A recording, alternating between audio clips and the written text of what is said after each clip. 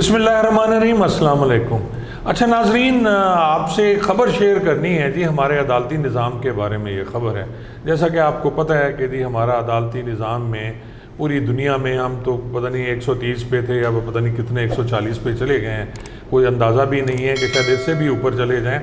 लेकिन हमारे मुल्क का अदालती निज़ाम इतना बोसीदा है और जिस तरह साइलिन के साथ यहाँ ज़्यादती होती है, और ख़ास तौर पे जो दीवानी केसेस हैं और इसके साथ साथ अब तो क्रिमिनल केसेस भी हैं, उनमें भी साल हा साल लग जाते हैं। और अगर एक केस एक शख्स करता है तो उसके पोते पर पोते उनके फ़ैसले होते हैं। एक ख़बर लगी है जी रोज़नामा जंग में 1 सितंबर की 2022 की कि सुप्रीम कोर्ट की ये ख़बर है कि बुज़ुर्ग 18 साल बाद ज़मीन का मुकदमा जीत कर खुशी से ज़िंदगी की बाजी हार गया। और आगे मैं भी पढ़ कर सुना देता हूँ कि सुप्रीम कोर्ट में ये बटग्राम का उम्र सीधा शख्स उमर अली 18 साल बाद ज़मीन के तनाज़ा का मुकदमा जीत कर खुशी से ज़िंदगी की बाजी हार गया।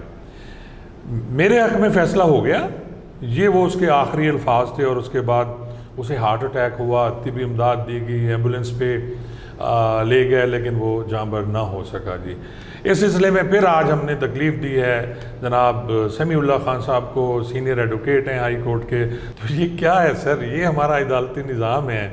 खान साहब, अगर इस ख़बर को दूसरे एंगल से देखा जाए तो सुप्रीम कोर्ट के हिसाब से और पाकिस्तान की जो अदालती तारीख़ है फ़ैसलों के हिसाब से, उसमें ये फ़ैसला जल्दी हुआ है। अगर ये फ़ैसला कुछ और आम रूटीन के हिसाब से हो जाता तो शायद वो बुज़ुर्ग की ज़िंदगी बच जाती। जी ऐसा ही है। चलें, ये तो एक मैं वैसे ही कह गया, लेकिन असल ये है कि इस वक्त सुप्रीम कोर्ट में तकरीबन 55,000 के करीब केसेस पेंडिंग पड़े हैं, और सिविल भी, क्रिमिनल भी, रेवेन्यू भी, बाकी भी जो है वहाँ पे पेंडिंग पड़े हैं। इसी तरह अगर हम पूरे मुल्क का हाल देखें तो तकरीबन 2 मिलियन से ज़्यादा केसेस पाकिस्तान की अदालतों में पेंडिंग पड़े हैं, और सिर्फ लाहौर हाई कोर्ट में 2 लाख के करीब केसेस जो हैं वो पेंडिंग पड़े हैं। और अगर एक केस हाई कोर्ट, या अव्वल तो ट्रायल केस में ही 7-7, 8-8 साल लग जाते हैं, फिर अगर हाई कोर्ट में केस आ जाए तो यहाँ से 12-13 साल से पहले केस का फ़ैसला होना ही नामुमकिन है।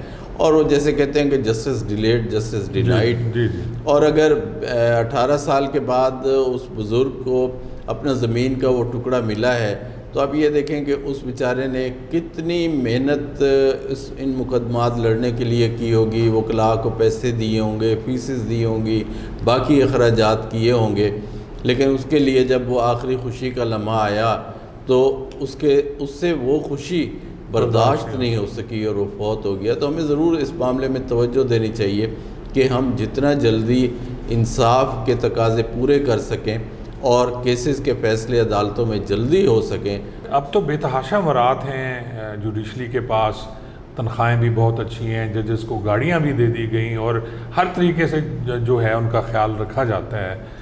तो फिर क्या वजह है कि जी केसेस के फ़ैसले क्यों नहीं हो रहे हैं? इसमें खान साहब 2 फैक्टर्स शामिल हैं।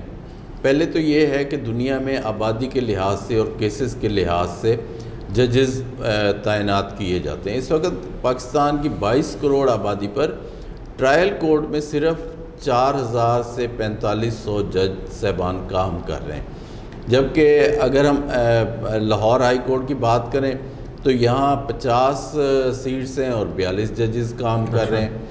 सुप्रीम कोर्ट में सिर्फ 17 जजेस काम कर रहे हैं। 2 फैक्टर्स हैं सबसे बड़े। पहली चीज़ तो ये है कि जजेस की तादाद कम है, और दूसरी सबसे बड़ी चीज़ ये है कि मुकदमेबाजी रुकने का नाम नहीं ले रही। इतने केसेस जितने पेंडिंग पड़े हैं, जिनके हर महीने या हर साल में फ़ैसले हो जाते हैं, उससे ज़्यादा केसेस पीछे से आ जाते हैं, जिसकी वजह से ये कमी नहीं हो रही। वकला का करैक्टर इसमें क्या है? ये हड़तालें या जानबूझ के पेश ना होना, केस को लंबा करने के लिए भी टैक्ट्स हैं, तो इनका कोई हल है कि जी कैसे जज साहब इनको इख्तियारात या तो जजेस को इतने दे दिए जाएं कि जी अगर कुछ पता लग जाए उन्हें कि जानबूझ के कोई वकील साहब ऐसा कर रहे हैं तो उसको वो डिसीजन करें? तो ये क्या हो सकता है ऐसा? जी हाँ, ये जस्टिस इफ्तिखार मोहम्मद चौधरी वाली तहरीक के बाद वकला ने बहुत ज़्यादा हड़तालें और कोर्ट्स से रिलीफ लेना शुरू कर दिया है। कोर्ट्स भी ब्लैकमेल होती हैं वकला से, ख़ास तौर पर जो बड़े वकला हैं ان کے پاس کیسز کی تعداد بہت زیادہ ہوتی ہے، وہ ہر کیس میں پیش نہیں ہو سکتے، نتیجہ یہ ہے کہ وہ اس میں پیشی لینے کو زیادہ ترجیح کرتے ہیں، اور پیشیاں بھی بہت لمبی دی جاتی ہیں، 2 مہینے 3 مہینے کی ایک پیشی دے کے اس کیس کو لٹکا دیا جاتا ہے۔ لیکن اگر جوڈیشل سسٹم میں جس طرح انہوں نے ماڈل کورٹس بنائی ہیں اس میں کوئی پیشی نہیں ملتی تھی، چاہے وکیل صاحب جتنا بھی زور لگا دیتے تھے، تو میرا جہاں تک خیال ہے کہ جب کیس کسی بھی معاملے میں اپیل میں جائے تو اپیلٹ کورٹ سب سے پہلے دیکھے کہ پچھلی عدالت جو لوور کورٹ ہے اس نے اتنی پیشیاں کیوں دی ہوئی ہیں، اور جج صاحب کا احتساب ہونا چاہیے اس معاملے میں۔ جب جج صاحب کا احتساب ہوگا تو لازمی بات ہے اپنا پاؤں کوئی بھی نہیں جلنے دیتا، تو جج صاحب کسی بھی وکیل کے اس میں نہیں آئیں گے، دباؤ میں یا پریشر میں نہیں آئیں گے، اور ماڈل کورٹس کی طرح وہ بالکل پیشی نہیں دیں گے۔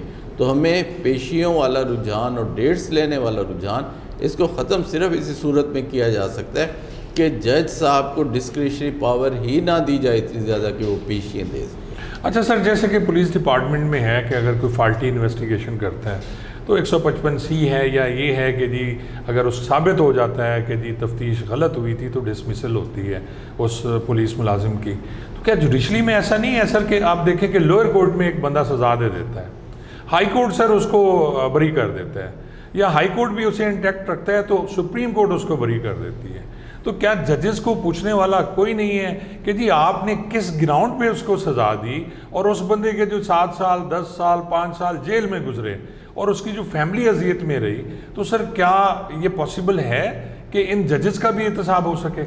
یہ جو ایک ہمارا خیال ہے کہ عدلیہ کو آزاد ہونا چاہیے، لیکن واقعی آپ کی بات 100% درست ہے کہ اتنا بھی آزاد نہیں ہونا چاہیے کہ وہ غلط فیصلے کریں، ان کا احتساب نہ ہو، وہ پیشیوں پر پیشیاں دیتے جائیں، ان کا احتساب نہ ہو، کیس لٹکتے رہیں، ان کا احتساب نہ ہو۔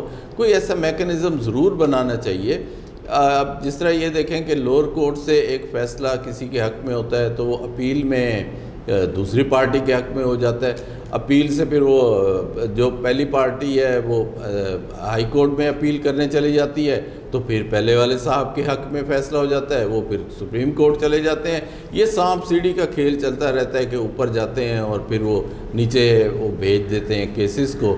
تو یہ واقعی آپ کی بات 100% درست ہے کہ اگر ایک شخص ایک جج کا فیصلہ اس میں اپیلٹ اس میں ختم ہو جاتا ہے تو پھر کم از کم اس جج کی اہلیت کا معیار ضرور دیکھنا چاہیے کہ کیوں اس کے اتنے فیصلے اپیل میں ختم ہو رہے ہیں۔ جی بالکل جی، اہلیت کا معیار دیکھنا چاہیے۔ ناظرین، ججز کا بھی احتساب ہونا چاہیے، ان کی اہلیت کا معیار بھی ہونا چاہیے، وہ کیس میں ڈیلے کیوں کرتے ہیں اس بات کا بھی ہونا چاہیے، کوئی چیک ضرور کرے ان کو۔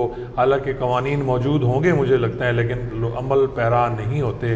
اسی طرح وکلا اگر کسی کیس میں پیش نہیں ہوتے اور جان بوجھ کے پیش نہیں ہوتے تو پھر جج صاحبان کو اختیار ہونا چاہیے کہ وہ اس میں ڈیسیژن کریں، اور اپیلنٹ کورٹ جو ہے وہ بھی جج کے اس فیصلے کو اپریشیٹ کرے، نہ کہ دوبارہ ریمانڈ کر دے یا ان کے خلاف فیصلہ کر دے۔